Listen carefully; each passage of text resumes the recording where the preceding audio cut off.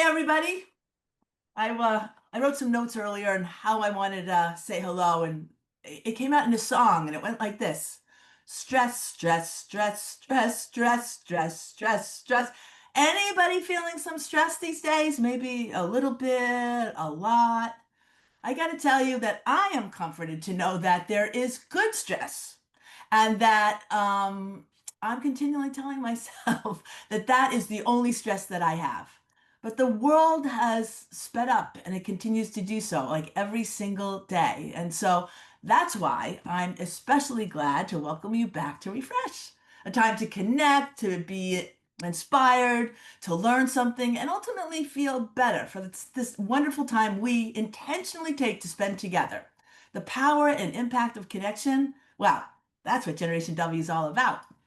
And while it takes time and resources to put together Refresh,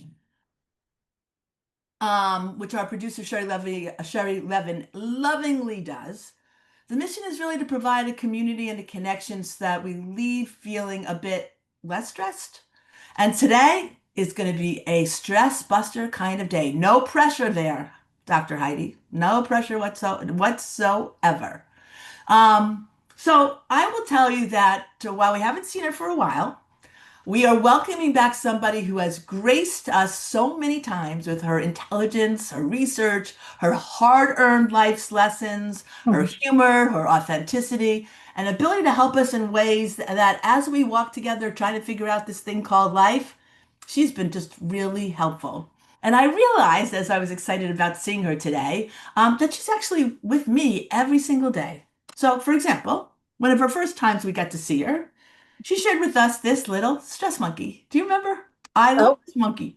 And I was going to say he, but it's a she. She sits right here, right in front of me, and I look at her every day. So I look at you every day. And then there was this. believe it or not, there's research that shows if you look through rose-colored glasses, you are more optimistic. The reason I wanted you to have them is the tactical, tangible piece of a commitment is key. You don't have to wear them. Put them on the dashboard of your car. Put them in your office next to your desk. Put them somewhere where you see them. And when you wake up and you just don't feel like believing, put on the rose-colored glasses, remember being here, and use the collective power of what's happened today to take one step in the right direction.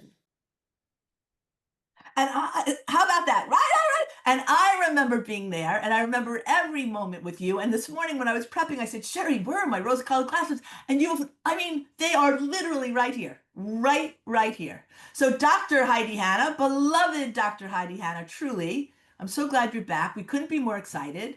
For those of you who have not met Dr. Hanna before, she's known as the stress detective. Her latest venture is all about, though. She's got a new one. I cannot wait to hear all of it. I have been reading it through. I have to just say I've been tracking, keeping little comments.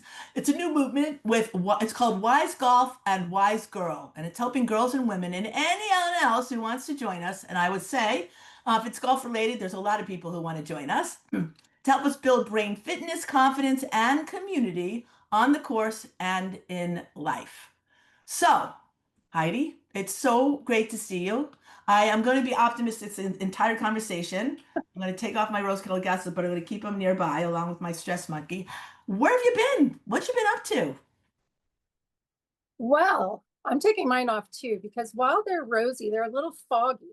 Yeah, So mine are a little foggy. I have to clean them for you sure. see better now.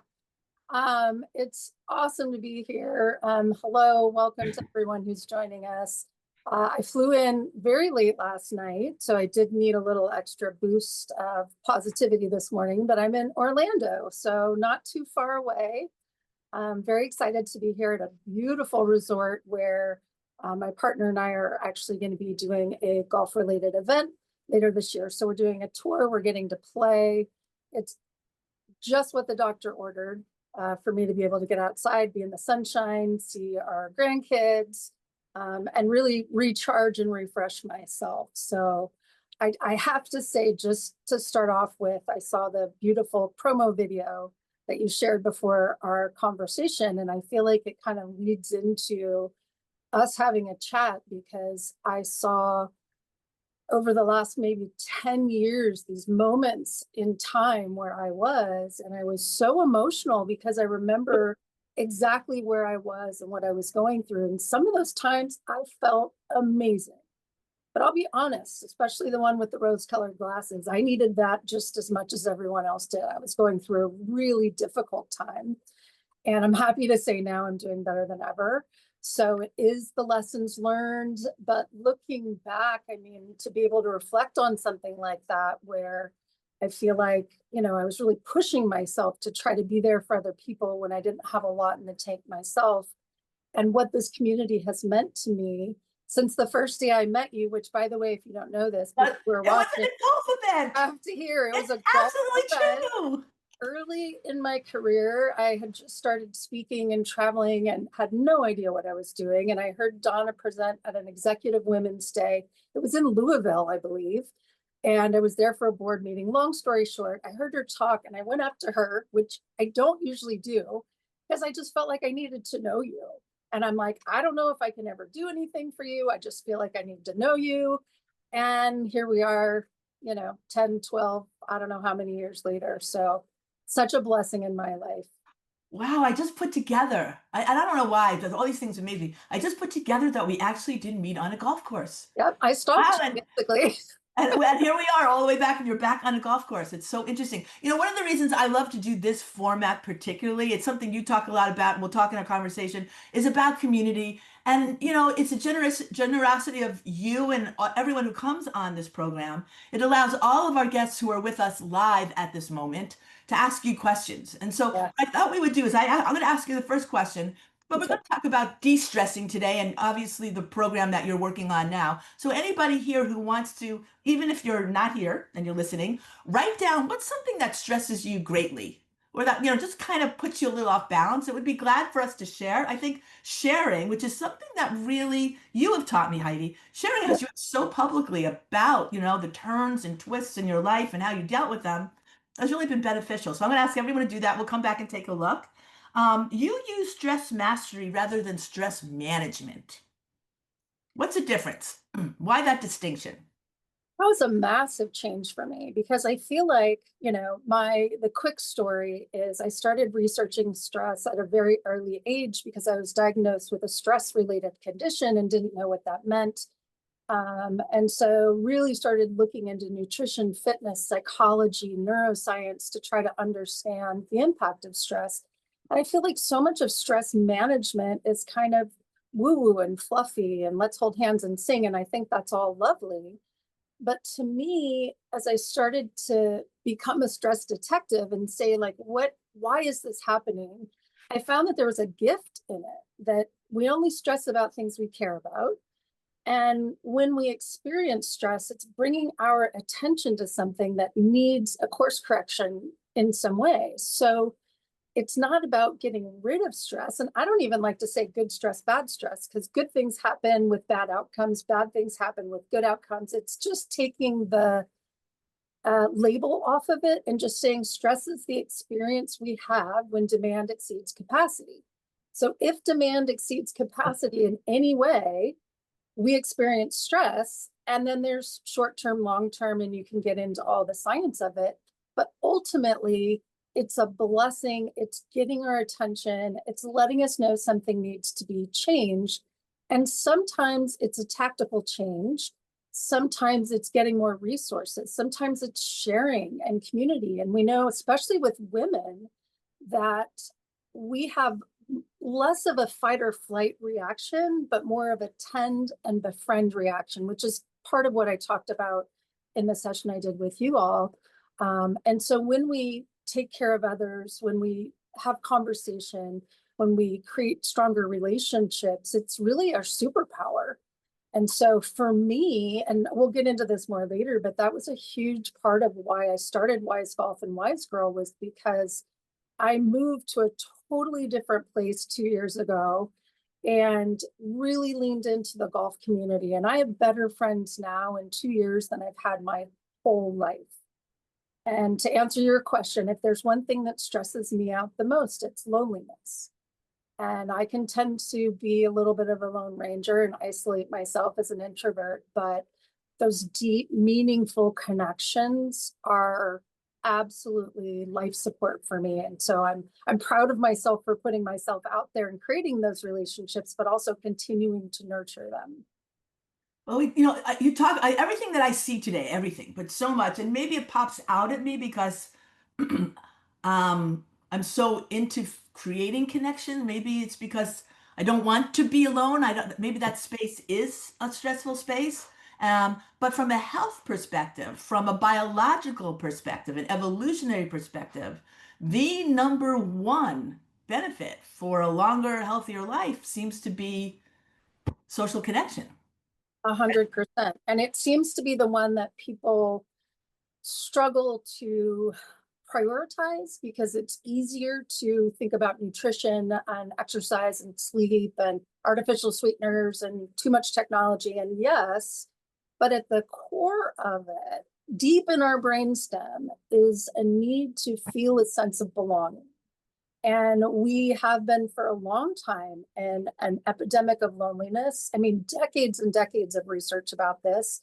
I know Duchess Kate just came out with a paper about loneliness and her trying to really spread the word about that and the structure and support of family. But I would say, as someone who's never had children of my own and have spent most of my life alone, family is important to me, but I haven't always been around them. So there's a deeper need for a sense of community, the family you choose in many ways. I always said, like, I have thousands of followers, but if my car battery dies, I have no one to call. Like, that's the situation I felt like I was in the majority of my life. And that has changed now. I'm so grateful to say. That's so, there's no one to call. I totally understand what that says. I would like to say that again, that's why I feel so strongly about Refresh. It's like people intentionally take time to be with others they may know or don't know and have an opportunity to put themselves out there. And I just want to remind everyone, you can ask a question directly, but seeing that we asked the first question, Heidi, things that get people stressed, we'll take a look at it. Probably nothing that surprises you here. Self-induced stress, not saying no, helping everyone all the time. Trying to fit everything into 24 hours. Is that all we have is 24 hours? I'm telling you, some days I feel like it's 36. My adult kids, get that. My kids' mental health, and congratulations on the upcoming wedding. Brenda, beating myself up besides some sort of timeline of measurement. The state of the world and current events. Yes, there is an answer to that one. You just shut off social and TV, and somehow some of that stuff just goes away. Sort of. Balancing marriage and kids. Not completely understanding. Interesting. I don't know. Do you hear a theme in any of that? Yeah, and the two things I wanted to say about that. Number one is, Thanks, as everyone. a highly sensitive person, understand the world, the current events, and that it's incredibly contagious. So I agree with wanting to stay in touch with what's going on, but I'm also a very strong advocate for choose your source, watch once, watch limited. Not that much is going to change. I find 5 to 10 minutes of a morning show gives me most of the stuff I need, and really limiting. Social media is interesting because newer research shows that people who use social media in positive, proactive ways have a health benefit. It's the doom scrolling and criticism and all that stuff that gets overwhelming. So one tip on that is time limit, and really keep yourself to that time limit and check the source. Make sure that the source you're getting it from is as positive as possible. You can still get the negative things, but it shouldn't be that addictive hook of, you can't turn away because something's coming all the time. That feeds the stress hormones. The other one I'll just point out is I surveyed over 80,000 people to find out what the number one most stressful thing is in people's life. And it was by far the feeling that there's not enough time to get it all done. So here's my advice for that. Yes, Donna, even though you do more in 24 hours than most people do in 10 years, there is a limit. And so there's a self-talk that we have to do with that. My tip, I put a Post-it note on my computer that says, you will not get it all done today, deal with it. And so there's a bit of humor in that, like, oh yeah, that's what my brain's saying. Recognize that your brain functions in survival mode, but your heart and your soul and your spirit can't thrive in survival mode. So we have to catch the monkey mind in our brain and say, I understand why you're doing that. You're trying to help me get more done in less time. But the reality is, I can do a much better job if I bring the best energy I have to the time that I have. And if you need help, which I've done, I've tried to pack in too much, and I've sat down with a coach or a colleague or someone and actually written down, what are all the things you're trying to get done? That is not humanly possible. So what adjustments need to happen? And I think that's important. But ultimately, it's catching the thought. If that's the first thought you have every morning, I don't have enough time to get it all done, you are in a chronic stress state for the rest of the day. And by the way, it's going to pop up back at night again and really impact your sleep. Yes, here it is. I love it. Anybody else want to join me? I'm putting it. Now you have another Maybe we should thing. make a pad of these and we can just give it out to Right? our friends. It's a great idea. It's right there. And I think that will be helpful for sure. Let's talk about Wise Girl. Like, tell us a little bit about. I remember the day because we've been corresponding on Yep. and off, and I know, like, you'll pop in, and I love when you pop in, and sometimes you pop out. Yeah. That I've got something new. I'm so excited. I really want to talk, and I'm like, let's, and then you pop out, and now here you are. And I'm super excited to learn with everybody else what it is that's got you so excited based on everything you've done to date, which has been really remarkable. So I'll put this on for a second. Nice hat. Thank you. It's pink and breast cancer awareness little guy there. So part of the pop in, pop out with this idea is that I've been wanting to have more fun in my work. And I feel so blessed to do the work that I do. But for a long time, it has been giving out of a pretty empty tank and took a toll. And I'm like, I want to play more. And I am totally bit by the golf bug. And I know my partner, Mark, has a lot to do with that because we travel and play and do a lot of charity events.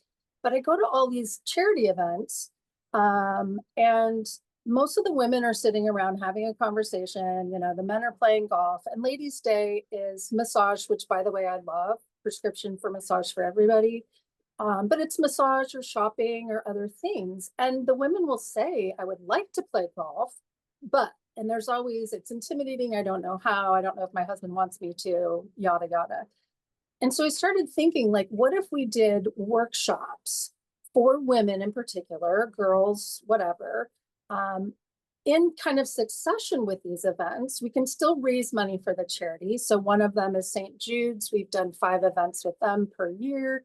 And do a workshop that actually teaches mental health skills using golf as a platform. So it's not about becoming a better golfer, although you will if you utilize these techniques, but it's practicing breath work and practicing visualization and practicing networking and connection and all the things that I feel like golf really reinforces, not to be a better golfer, but to have a better life. And so maybe we do a putting workshop. And then, of course, you come to mind because you're the master connector in my life. And I've met so many wonderful people through you. So it's like, I got to talk to Donna about this. Well, the reason I pulled back a little bit is because in the past, I get an idea and Yes. I exhaust myself. I don't sleep for weeks. I write a book in a weekend, and I'm like, I don't want to do that this time. I don't want to lose myself in this. So first thing I did was buy swag because that's important. And then started blogging and I put it out there and I booked a speaking engagement for college students. And so the goal is not, I'm not a nonprofit, it's an initiative, and we're not making money, but we will raise money for organizations when we're there. So let's say it's a Generation Wow or Now, or it's like we I can love this idea. Yes. in There's through a something for- workshop, those types of things, and not deal with any of the finances, but provide a service. And the reason Wise Golf came is because now I've also promoted it to my corporate clients who are interested in having me come do my corporate speaking engagements around the Wise Golf idea, especially when they're hosting golf tournaments. So It's a way to have more fun and do the work that I love, and hopefully have an impact. Part of that will be a mentorship program with young women, with business women who can take them and play golf, and spend time together. I think, listen, so So of now, course I thought of you. now we can really talk about it because you're buckled in, right? Because of course, as soon as you say it, my brain is on fire thinking about how about this, how about this, and Yeah. we'll get to that. Actually, this is such a great idea, Heidi. There's no health without mental health. Well, that is absolutely true. And I will also say I had I had some coffee earlier this week with a wonderful woman who's a philanthropist, who has actually dedicated funds into the impact of being in nature Oh, yes. and health, Yes. and especially Huge. mental health. And we did a little work on that with Generation W a couple of years back. I think it's so incredibly meaningful. Yeah. What are you taking away from your new refreshment in your career? Because I think a lot of us get nervous about, well, I'm doing this. This is what I'm doing. I want to make a change. I find that scary. But you just Mhm. seem to roll from one idea to the next, still kind of focused on your core strength, but really bringing refreshing new resiliency to what you're bringing to the world. I need it. And so I will hit moments where I feel myself on autopilot, or I feel myself just showing up, and I can see bad habits in my life creeping up. I need to be creative. I believe we're all made to be creative, and I have all sorts of research on that as well. So to me, I need to be creating something, but it doesn't have to be groundbreaking. I don't even know if it will ever impact anyone, but I love wearing the hat. I love giving stuff away. I love the idea of creating something while I have my job. And I think I've always done that. I think this time it's just a more peaceful place, probably because I'm 50 now and almost 51, a more peaceful place of what do I want this next chapter to look like, and letting it evolve organically and seeing where the need is. So, anyone who has a great idea, there's millions of great ideas, but you have to match the idea with where the need is and stay flexible to that. And then make sure, that it still aligns with the core of what you're trying to do. So for me, it really has brought new energy and new life and allowed me to be creative, and then let the rest just play out. I talk to people about it. If something comes up, great. I have a bookstore that wants to do a launch with me in Kansas City when the book comes out.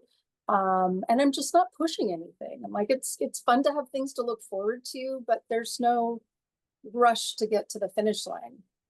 Yeah, well, that has to be pretty actually calming, right? Let me, Very. for all of us scaredy cats out here, I don't know, there's all of us are always tooling with things. How do we move beyond that initial fear that can often be a barrier to moving forward in anything? I think the first thing, and of course, it's a chapter in my Wise Golf book about fear, but is that fear is also a feeling, similar to stress. Fear is very similar biologically to excitement. And, there's so many great quotes out there about, like, if you're not feeling nervous, if you're not a little scared, you're not living big enough, whatever it is. I agree with that to some extent. I don't think we should be driven by fear, but I think that the fear, like the stress, tells us this is important. So to kind of dig into that and say, why is this so important to me? And to use that passion, I think it helps to have people around you can bounce ideas off of, and hopefully they'll let you know. Like, I remember one time I came up with an idea. I told my mom's like, can you just sit on this for a minute? And it's not that the idea was bad. It was because every idea had to be huge. I'm like, oh, these people will sponsor and this will happen. And it's like, okay. So being able to play with the idea and be creative. And I always say, like, don't leave your day job without an I kept working while I was developing my business and writing my book. I had a job. Um, I think it's great for people who have the finances, who want to risk everything and totally go for it. I just don't know that that's necessary. Um, and then, it goes back to community, lean on people. put it out there. I like made a logo, put it out there, got so much good feedback, had people already wanting to hire me for it, and was like, okay, maybe this is a thing. I'm not going to spend my life savings on it, but maybe I play in this space for a while. Keep it creative, keep it playful, and again, stay flexible to where life is kind of encouraging you to maybe pivot, but also don't pivot so much that you lose track of why you're doing what you're doing. That's really helpful. You know, we always ask everybody who comes on to give us like 3 little morsels or huge nuggets, whichever way you want to look at it, of advice that we can kind of take home with us. And so, Heidi, let's start on your positivity power up, which is part of the obviously the mastery. Oh, are we mastering? Yeah, we're mastering. We're mastering here. Okay. Uh-oh. I put it under my thing. I have to put it here. All right, let's just start with our energy. Your energy is your most valuable resource. I say this all the time. I think about it all the time, that it's not as much about the time we bring, but the energy we bring to that time. And you can think of millions of examples. You can have a quick exchange with someone. Sometimes it's literally just a smile, saying thank you. I got my coffee and I must have mentioned to the barista I was going to play in a golf tournament. And he writes on it, good luck today, hit a hole in one. Like these little exchanges are energy exchanges. And it's what the world really needs right now. Energy. Energy is everything. Everything is energy. Okay, number 2. Prioritize real world strategies to master stress. Yeah, real world strategies. Like I always say, there's proactive and reactive. Proactive is what we train regularly. So meditation, breathing, physical exercise, spending time in nature, all of those things. But then thinking about how do I do this in my real life and how do I prioritize that? So, I even see behind me this beautiful, I wish I could take it home, nature and fun and play, and what can we actually bring in so that it's not about, oh, I have to go to a stress management session. It's how am I utilizing recharge, refresh on a regular basis, that works for me. So Heidi, I want to spend a little more time here. This Yeah. is really personal for me. I've been through this incredibly long globe trotting, launching things, and Yes. okay, I need to do something, and I keep telling my team I'm trying to figure out how to recharge my brain. I can feel my Mm. brain needing recharging. Not that I lack in energy or that I'm not excited, but I can feel like it needs to recharge. So can you give all of us, and I'm listening very intently, specifically, what are those things in a day-to-day basis? The world might be blowing up for us for whatever reason. Our kids are going wild, right? The coffee dropped on the copy machine, whatever it is, a couple of things that we could like turn to and Yeah. decompress. I saw Cindy mention, she calls it brain drain. And I often say to my best friend, I feel like my brain's broken. Like it's like I'm there, but it's just not working the way that it should. It's always challenging. There's no one size fits all solution. That's why I like having conversations about it. And you can ask yourself questions of like, when's the last time you laughed? When's the last time you smiled? When's the last time you felt good? Like, what are the things that work for you? It's why I wrote the book Recharge, because people would say, I don't know what you mean. And I'm like, what do you mean? There's a million things you could do. Is it about giving more, getting out of yourself? So like writing a thank you note, sending a text message. I always love humor. Humor is amazing. Send a funny meme. If I'm really personally struggling, people on social media who know this know, but I'll say, what's something funny that you've seen today? And it's just, I get bombarded with all these great things and it lifts my spirit because I can find funny, but also because these people are giving back to me. And usually they're doing so in something that they know about me, like funny cat videos or something like that. Massage, physical touch is so important. So it could be massage, spending time in a hot tub, in a pool, anything self-care that we can do for ourselves. It's almost like there's so many things we could do, but are we doing them, and are we doing them regularly? Because it didn't happen overnight that your brain felt drained. It happened collectively over a period of time. And that's why I keep going back to like, it has to be part of your everyday thing. And the only way it's going to be part of your everyday thing, by the way, is if you have a story that supports that. So if the story you tell yourself is there's more to get done, I'll push through this, I'll rest next week or whatever it is, it's just not going to happen.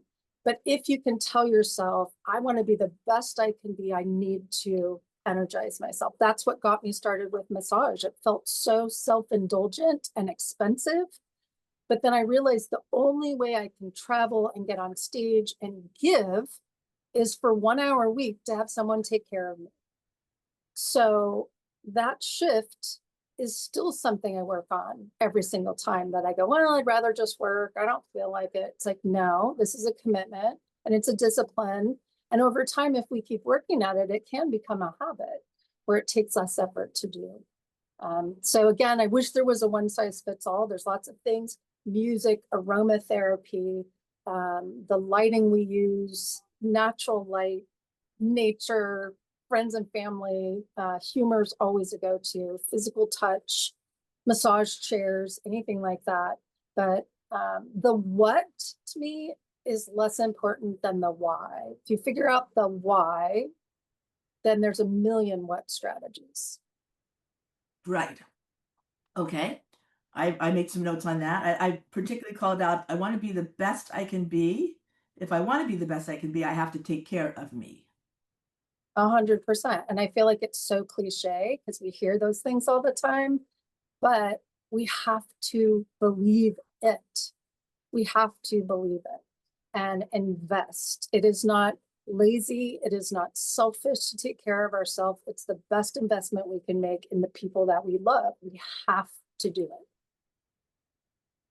I'm taking notes here, friends. Okay, the last one that was up on the screen was social support. Is life support. So we kind of started with that. I would say it again and again and again, and really emphasize that it's the perception of support, not the reality. It's not how many people you know, how many connections you have. In fact, the more connections you have, the less connected you probably are. It's really about having a few people who truly know you, who you can talk to at a deeper level. And let me just share, I am still so new at this that when I say I have the best friends the last 2 years that I've had my whole life, I still don't go there with most of them because it still feels new. So it's still developing that. But the fact that it's developing it's an exercise just like anything else. So I think there's vulnerability in that. Also, you're helping someone else by allowing them to be there for you. And so we think about how we feel when someone comes to us and needs comfort or care, and it feels so good that they asked us. There are people in your life who would like to be that for you as well. And I'll also say, like, how do you start that for anyone who's struggling with that? I do think it's super helpful to have a hobby or activity or something you enjoy that you can share with other people, because then it takes the pressure off of, what do I say? I mean, I'm a total introvert, social anxiety kind of person. So I am not good at schmooze. In fact, if it's before Gen W, I'm like, I don't want to go to the dinner beforehand because no one knows me. But then afterwards I'll go because then people, then I have something to talk about. And that's okay. But if it's an activity that you enjoy, that you lean into, then the social connections come as a result of that. And I also feel like we find like-minded people around activities that we enjoy. So as you mentioned, Donna, the research is just so clear. Feeling isolated, and this is probably 30 or 40 years ago, feeling isolated is worse for your health than smoking 15 cigarettes a day. And I always tell people, I'm not suggesting you smoke cigarettes with your friends. I'm suggesting you find a healthy thing to do that involves people and really nurture those relationships. Wow. So, it's interesting because sadly, my dad passed a couple of months ago. Oh, I'm so And sorry. I had some friends call and say, we're flying, we're coming. And I'm like, don't come. It's okay. Yeah. I'm fine. And and they came. And I wrote him a note afterwards and I said, you knew what I needed before I knew. I didn't know that, but you being there meant the world to me. And it really did. And And so they probably there needed is that permission to let people do something for you that you don't necessarily want to do. Right. Um, but it was really special. And to this moment, as you can tell, it's very Yeah. special. Yeah. Yeah. And I've had a few of those recently too, where because I've been alone so long, I've kind of pushed people away who've just shown up when I really needed them. And the bonding that it does, you mentioned you needed that. I guarantee they needed it too, because they were trying to heal with you and grieve with you and be part of that. So it's really takes the relationship to a whole nother level when we can go through. Without a doubt. And then you have the general bonding, like the notes we get from Generation W, people Yeah. just love coming together, right? As you well know. And as I'm looking you there on the golf course, I don't know if you remember this, but we do a golf event for women Yeah. um, the day after Saturday morning. And I'm just thinking, Heidi, that that might be a place we need some wise girl input. That might be something really special, right? We I evolve think I've together. tried to make that every time I've been there. I've tried to make it, and I can't remember why, but something has always come up. So it's just a planning thing on my part, and I'm sure we can make it happen. And Donna, I think I mentioned to you that my family moved to Ormond Beach area, so close to Jacksonville. And Mark and I do some events in Jacksonville as well. So we'll be spending more time there. I mean, that's really fantastic. It also makes me reflect on our Wow Girls. Hmm. We collect, feedback from them often. The program really is based on their voices initially. The Yeah. thing that stands out to me now more than anything is how they all talk about that they meet friends, people they would not have otherwise been connected to. And there's a real joy in the fact that they have somebody they can touch, can trust and Yeah. count on. And I think that's really valuable as well. I can't believe our time is almost up here. I take notes. I have a lot of notes. I don't know, I felt like you were talking directly to me. I mean, yes, we were Well, talking, good. but so many really important notes. These are the ones that I pulled out. I'm sure everybody, after you've spent some time here and listening to Heidi, you're going to maybe pull out some different ones. I love that you said it's not so much the time we bring, but the energy we bring. So it's almost like saying it's not even what we say, it's how we make people feel. That's really Love important. that.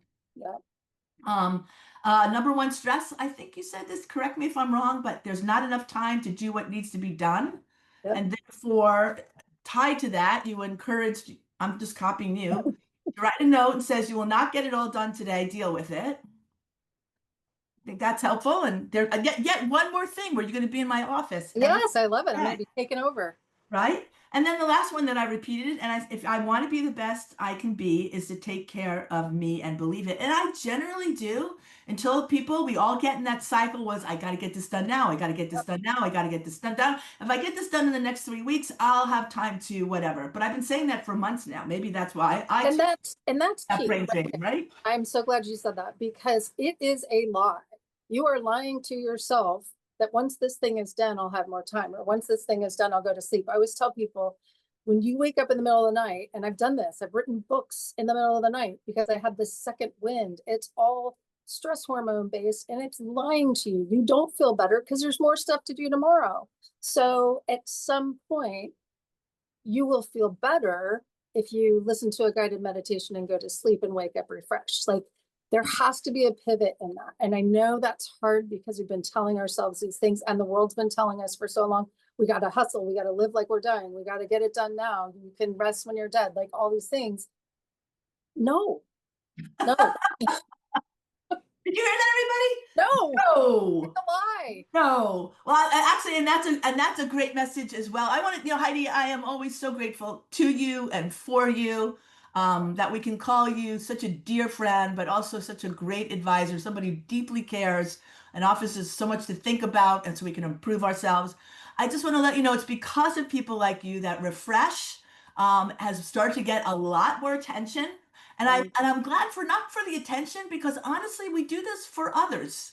We do this that we can be of service. So people who have issues or questions, they can find a place where they can get it and their spirits get lifted. And so we want to let everyone know that there's a local station, WJXT in Jacksonville, but they stream. And as you know, streams are global.